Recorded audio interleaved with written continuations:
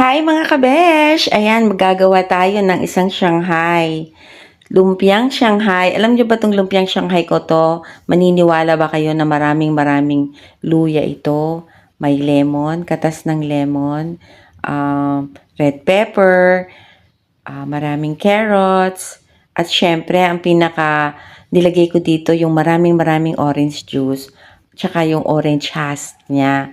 So, blender ko lang po yung luya, kasama ng orange, pati lemon. Grabe, comforting talaga ang lasa. Sobrang sarap. Yung Shanghai siya, pero parang may smoothie na parang umiinom ka din ng juice. Kaya, panoorin niyo ito at gawin niyo rin. O kasi hindi ako naghihinayang sa balat. Ang importante yung nakagawa ako ng masarap na Shanghai kahit na maraming balat na naiwan. Hindi yung maliliit. Pero parang ang lalaki niya, no? Parang kailangan yata i-try kong maliit. Kasi masyadong matataba. Parang hindi siya Shanghai eh. Para siyang ano? Para siyang lumpiang. Tingnan lang.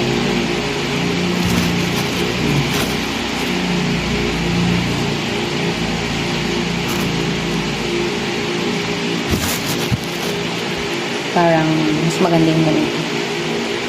Anong mas maganda? Ito. Diba? Mas maganda yung mahaba. Hindi na nga.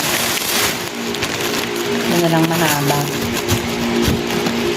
Pero sayang kasi yung pabalat. Ganitinin ko na lang yung ano. Para mas malaki. Pag pinutol mo. Ayan. Dulo to dulo. Pag kumain ka, masarap. Dulo to dulo. Habang nagbabalot ka, iba-iba. Pero parang mas maganda eh. Kasi ikakat mo na lang. Diba? So, ito po yung nagawa ko. Meron yung ganito. Meron naman yung ganito. At meron yung din ganito. So, sa palagay ko po, mas maganda ito. Kasi ikakat mo sa gitna. O, diba? Ang bilis lang.